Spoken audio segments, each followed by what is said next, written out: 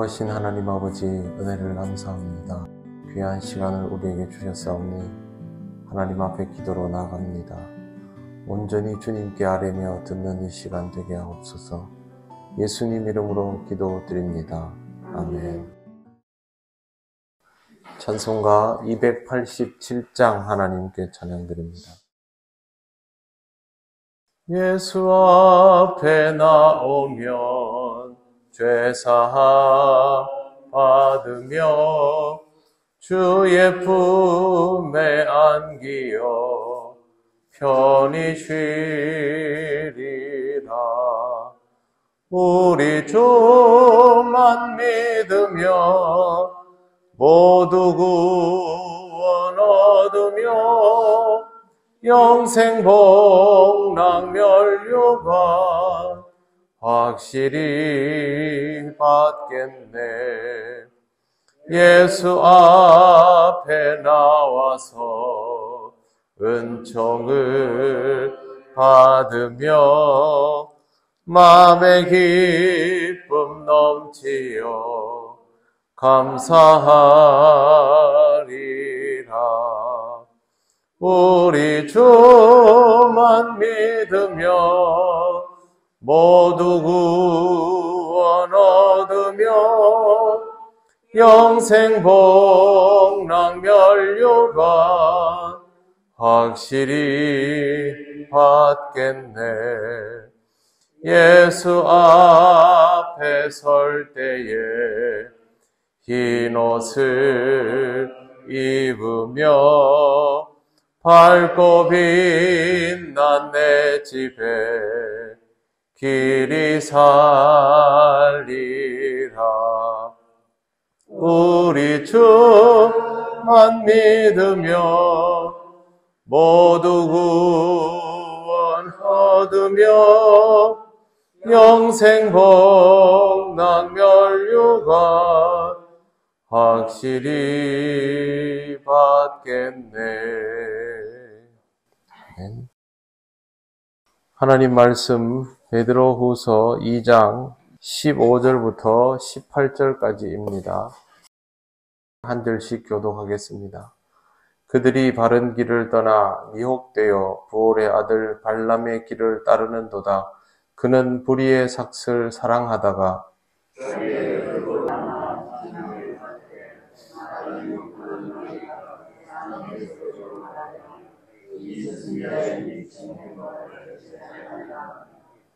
이 사람들은 물 없는 샘이요 광풍에 밀려가는 안개니 그들을 위하여 캄캄한 어둠이 예비되어 있나니 그들이 허탄한 자랑의 말을 토하며 그릇되게 행하는 자들에게서 겨우 피한 자들을 음란으로서 육체의 정욕 중에서 유혹하는도다. 아멘. 그들이 바른 길을 떠나 미혹되어 부올의 아들 발람의 길을 따르는도다. 이 사람들은 바른 길을 떠나 미혹된 사람들입니다. 바른 길을 떠나 미혹이 되었다면 결국에는 길을 잃었다는 뜻입니다. 베드로가 부올의 아들 발람을 언급한 이유는 그가 세상의 재물을 위하여 하나님의 말씀을 떠나 거짓 예언을 하려 하였고 뿐만 아니라 바알부올에서 이스라엘의 백성들이 음행을 저지르도록 영향을 준 핵심 인물이었기 때문입니다. 발람은 탐욕과 정욕으로 가득 찬 거짓 교사의 전형이었습니다. 15절 하반절부터 이어서 읽어보면 그가 불의의 삭을 사랑하다가 자기의 불법으로 말미암아 책망을 받되 말하지 못하는 나귀가 사람의 소리로 말하여 이 선지자의 미친 행동을 저지하였느니라 라고 되어 있습니다. 발람이 불의의 삭을 사랑한다라고 말한 이유는 이스라엘이 광야 생활할 때 모압 왕 발락이 이스라엘을 저주할 자를 물색한 적이 있습니다. 그러다가 이 발람을 찾게 되고 사람을 보내어서 부르지만 하나님께서 그 길을 막으셨죠. 그럼에도 불구하고 발람은 자신의 기회라고 생각하고 기어이 그렇게 하려고 하다가 끝내는 나귀에 의해서 저지를 당하는 참 부끄럽고 볼상사나운 처지에 이르게 됩니다. 하나님께서 여호와의 사자를 보고 두려워하는 나귀의 입을 열어서 사람의 말을 하도록 해버리셨기 때문에 그의 입에 붙여주신 하나님의 말씀을 예언할 수밖에 없었고, 결과적으로는 이스라엘을 비난하고 저주하는 것이 아니라 축복하는 것이 되어버린 것입니다. 하나님의 역사를 탐욕스러운 거짓 선지자가 어떻게 막을 수 있겠습니까? 그냥 나귀에게 훈계를 듣는 부끄러움에 처하며 하나님 뜻대로 할 수밖에 없는 것입니다. 그래도 발람은 어떻게든 하나님께서 좋은 용도로 사용하셨지만 지금 베드로 시대의 거짓 선생들은 그런 상황에 처해 있지도 않습니다. 그러니 더더욱 이 사람들에게는 회복의 기회가 없는 것입니다. 17절 말씀 보십시오. 이 사람들은 물 없는 샘이요 광풍에 밀려가는 안개니 그들을 위하여 캄캄한 어둠이 예비되어 있나니. 물 없는 샘이란 말은 그냥 쓸모없는 구덩이에 불과하다라고 말할 수 있습니다. 광풍에 밀려가는 안개도 이제 곧 거치는 순식간에 사라지는 존재를 뜻합니다. 거짓 교사, 거짓 선지자는 결국에는 이런 존재일 수밖에 없는 사람들이죠. 지금 현재 그들의 모습이 어떠하든지 그건 상관없습니다. 그들에게는 캄캄한 미래가 예비되어 있을 뿐입니다. 거짓은 잠깐일 뿐입니다. 그럼에도 불구하고 그들은 끝까지 악을 행합니다. 18절을 보십시오.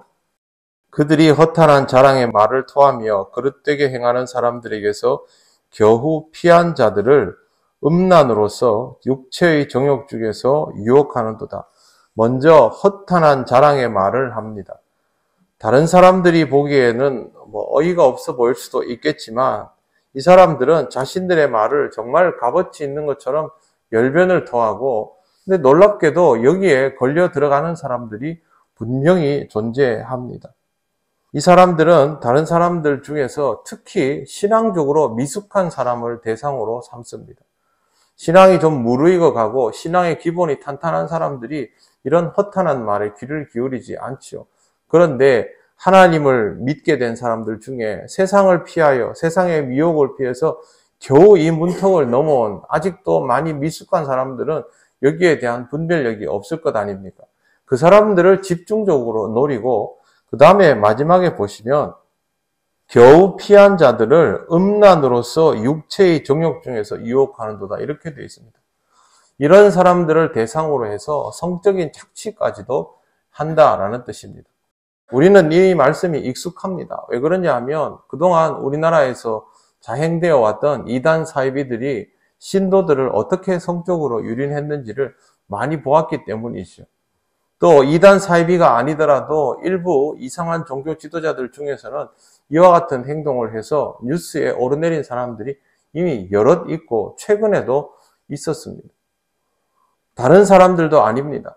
세상을 피해서 이제 막 하나님을 믿어보겠다고 온 그 어린 심령들을 이렇게 마음껏 착취하고 유린할 만큼 이 사람들은 기본적으로 아주 못된 사람들이라는 것이죠.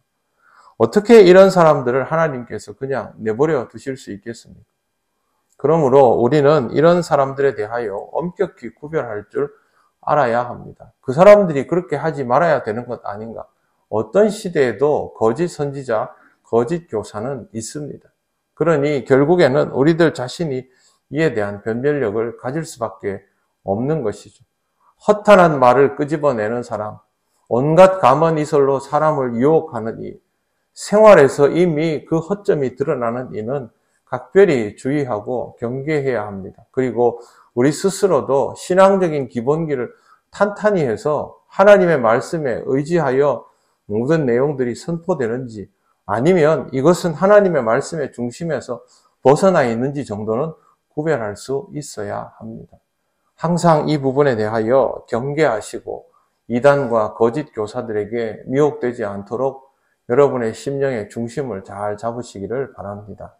기도드리겠습니다. 하나님 은혜를 감사합니다. 오늘도 이 말씀을 통하여 어려운 시대를 살아가는 우리에게 지혜를 주심을 감사합니다.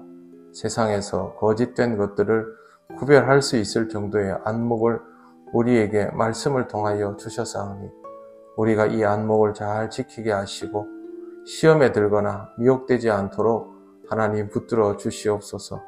이 세상의 거짓 교사와 예언자들을 속히 심판하시고 벌하여 주셔서 어린 심령들이 미혹됨이 없도록 하시고 하나님을 찾는 생명들이 구원을 받는 일에 문제가 생기지 않도록 하나님 인도하시고 역사하여 주시옵소서. 무더운 날씨 가운데 우리 통영교회 환우를 비롯한 모든 성도들의 건강을 지켜주시기를 원합니다. 영육 간의 강건함으로 이 하루를 힘있고 복되게 살아가게 하옵소서. 예수님 이름으로 기도드립니다. 아멘. 하늘에 계신 우리 아버지, 아버지의 이름을 거룩하게 하시며 아버지의 나라가 오게 하시며 아버지의 뜻이 하늘에서와 같이 땅에서도 이루어지게 하소서. 오늘 우리에게 일용할 양식을 주시고 우리가 우리에게 잘못한 사람을 용서하여 준 것 같이 우리 죄를 용서하여 주시고 우리를 시험에 빠지지 않게 하시고 악에서 구하소서. 나라와 권능과 영광이 영원히 아버지의 것입니다. 아멘.